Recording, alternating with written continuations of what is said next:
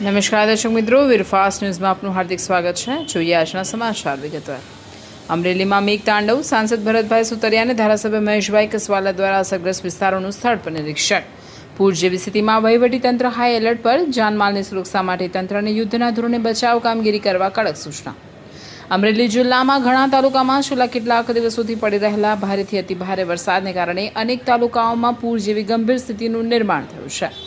આવી કટોકટીની ઘડીમાં નાગરિકોની સુરક્ષા સુનિશ્ચિત કરવા અને જાનમાલની હાનિ નિવારવા માટે અમરેલીના સાંસદ ભરતભાઈ સુતરિયાને સાવરકુંડલા લીલિયાના ધારાસભ્ય મહેશભાઈ કસવાલા દ્વારા ફિલ્ડમાં ઉતરી યુદ્ધના ધોરણે બચાવ કામગીરી હાથ ધરવામાં આવી છે।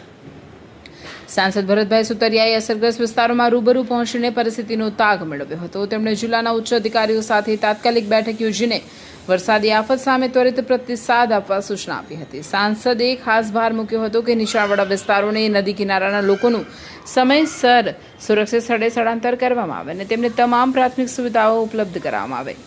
સાવરકુંડલા લીલિયાના ધારાસભ્ય મહેશભાઈ કસવાલા પણ સતત ફિલ્ડમાં રહીને વહીવટીતંત્ર સાથે મળીને જનસેવામાં વ્યસ્ત છે। તેમણે વહીવટી તંત્રને હાઈ એલર્ટ પર રહેવા આદેશ આપ્યા છે।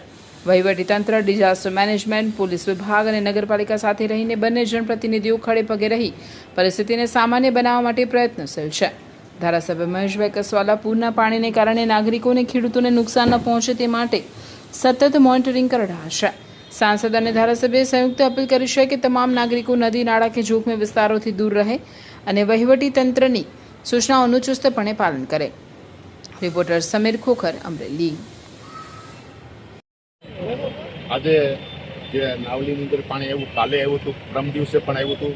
સખત 3 દિવસના વરસાદ પડી ગયો છે, ત્યારે આજે રૂટમાં નીકળ્યો હતો, ત્યારે કાંઈ નુકસાની થઈ છે એનું સર્વે કરવા માટે અને જાણવા માટે, કેમ કે સરકારમાં કાલે અમે જઈ રહ્યા છીએ રજૂઆત કરવા માટે।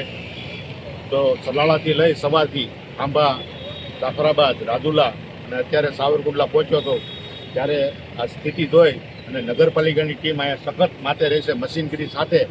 નગરપાલિકાની ટીમને પણ આભાર માનવો જોઈએ, કેમ કે આવા વરસાદની અંદર પણ એ સખત પાણીની અંદર હતા। ખાલી ધારાસભ્ય અમારા હતા, અમારી ટીમ ભાજપની આખી ચૂંટાયેલી પાંખ તમામ હાજર હતા અને કોઈને મુસીબત ન પડવા દીધી। એટલે આ બધી વાત લઈ અને કાલ સરકારમાં અમે રજૂઆત કરવા હતા।